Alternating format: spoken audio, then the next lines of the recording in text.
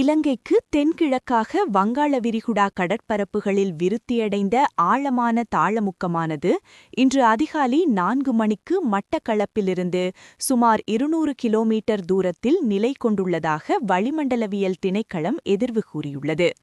அது மேலும் வலுவடைந்து வடமேற்கு திசையில் பயணித்து இன்று பிற்பகல் வேளையில் பொத்துவிலுக்கும் திரிகோணமலைக்கும் இடையிலான கடற்பரப்பூடாக கரையை கடக்கும் என எதிர்பார்க்கப்படுகின்றது.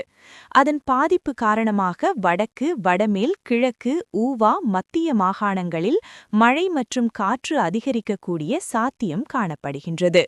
நாட்டின் ஏனைய பிரதேசங்களில் பல இடங்களில் மழையோ அல்லது இடியுடன் கூடிய மழையோ பெய்யக்கூடிய சாத்தியம் காணப்படுகின்றது.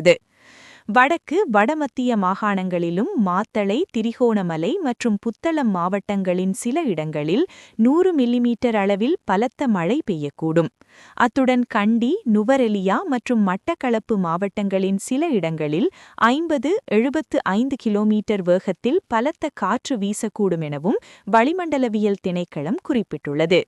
இடியுடன் கூடிய மழை பெய்யும் வேளைகளில் அப்பிரதேசங்களில் தற்காலிகமாக வீசக்கூடிய பலத்த காற்று மற்றும் மின்னல் தாக்கங்களினால் ஏற்படக்கூடிய பாதிப்புகளை குறைத்துக் கொள்ள தேவையான முன்னெச்சரிக்கை நடவடிக்கைகளை எடுத்துக் கொள்ளுமாறு பொதுமக்கள் அறிவுறுத்தப்படுகின்றார்கள்.